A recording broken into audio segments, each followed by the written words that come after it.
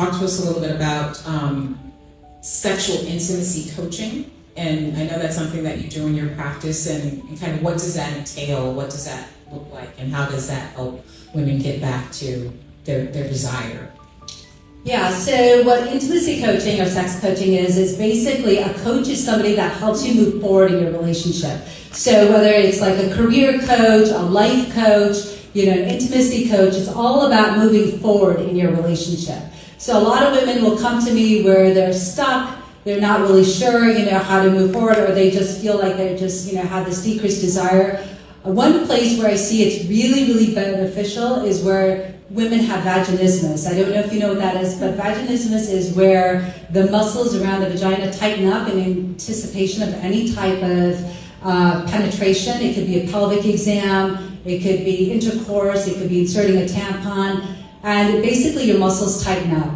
And so what we do in coaching is, and of course therapy is very important during this time as well, but with coaching, we look at the thoughts. So it has a lot to do with like cognitive behavioral therapy, and it's really assessing your thoughts around that. And a lot of times for women that have this vaginismus, and I know I just spoke to a woman that called me actually from Michigan, and she had not consummated her wedding, and it had been 8 years. And I was like, wow, I'm really impressed. And she said her husband, is very supportive and this and that, but, I felt really bad for her because she really wanted kids and she wasn't able to consummate her wedding.